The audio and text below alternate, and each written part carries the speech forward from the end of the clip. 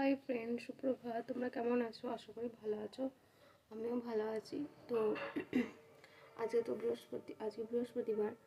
তো বৃহস্পতিবার একটা ভালো কথা বলি, যারা ছাত্র হও বা স্টুডেন্ট হও বা গৃহবধূ হও বা ছাত্রী হও, মানে বেসিক্যালি মেয়েদের ক্ষেত্রে যদি দেখো কেউ তোমাকে অনবরত নিচু করছে এবং লোকের সামনে দেখাচ্ছে যে সে খুব ভালো, কিন্তু তোমার সাথে সে খুব খারাপ ব্যবহার করছে, তো তার সাথে যতটা পারবে দূরত্ব বজায় রাখবে।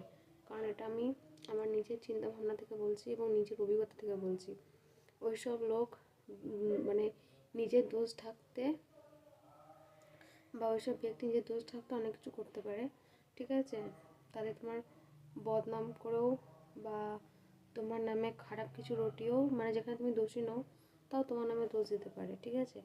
আর বেসিক্যালি এদেরকে চেনার একটা সহজ উপায় হলো, এরা নিজেদেরকে দোষ কম দেয় এবং অপরের দিকে আঙুল বেশি করে তোলে।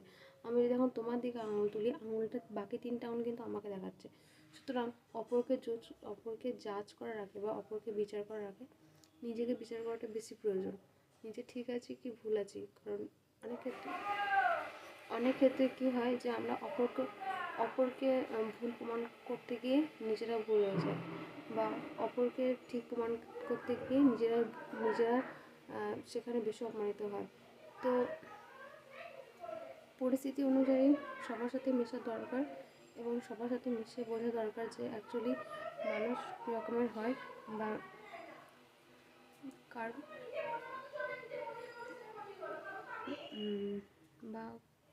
কেমন মাইন্ডসেট বা কার কেমন চিন্তাভাবনা, ঠিক আছে? চিন্তাভাবনা অনুযায়ী মানুষকে চলা উচিত। নিজের চিন্তাভাবনা যতটা শার্প রাখবে, যতটা তীক্ষ্ণ রাখবে, ততটাই ভালো নিজের জন্য। তাতে লোকে কে কী বললো, কে কার নামে বদনাম রটালো, কে কী বললো, তাতে কিছু যায় আসে না। যদি নিজে সঠিক থাকি তাহলে সবই ঠিক আছে। কারণ কদিন আগে দেখলাম উই ওয়ান্ট জাস্টিস, যেখানে একটা মেয়েকে চরম নির্মমভাবে হত্যা করা হলো। সেখানে মেয়েটার নামে অনেক কিছু করা হলো, কিন্তু হয়তো এখনও সেই সঠিক ফলাফলটা বার হয়নি, কিন্তু সময় কাউকে ছেড়ে দেয় না, এটা আমার দৃঢ় বিশ্বাস এবং অনেক প্রমাণও পেয়েছি। তো সময় ভাগ্যও ছাড়ে না, মানে পাপ ভাগ্যও ছাড়ে না।